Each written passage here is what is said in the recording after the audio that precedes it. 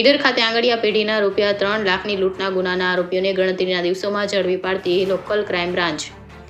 ગત તારીખ 11 ડિસેમ્બરના રોજ ઈડર સત્યમ ચોકડી પર વિજય સગર નામના વ્યક્તિ પોતાના ટ્રેક્ટરનું પેમેન્ટ 3 લાખ રોકડા આંગડિયા પેઢીમાંથી ઉપાડીને પોતાની બાઇક પર જતા હતા.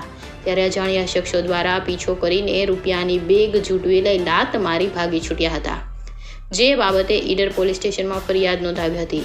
જે બાબતે એલસીબીના પોલીસ ઇન્સ્પેક્ટર એજી રાઠોડના માર્ગદર્શન હેઠળ એલસીબીના સ્ટાફના પીએસઆઈ એસજી ચાવડા અને તેમની ટીમ દ્વારા સીસીટીવી ફૂટેજ, ટેકનિકલ સર્વેલન્સ અને બાતમીદારોના આધારે લૂંટ કરનાર દ્વારા ગેંગના શખ્સો પૈકી સુધીર પાનવેકર અને દીપક ઇન્દ્રેકર રહેવાસી અમદાવાદને તેમના મિત્રોની મદદથી આરોપીઓને બાઇક સાથે કિંમતી ₹2,15,000ના મુદ્દામાલ સાથે પકડી પાડી મુદ્દામાલ ઈડર પોલીસ સ્ટેશને સોંપવામાં આવ્યો હતો.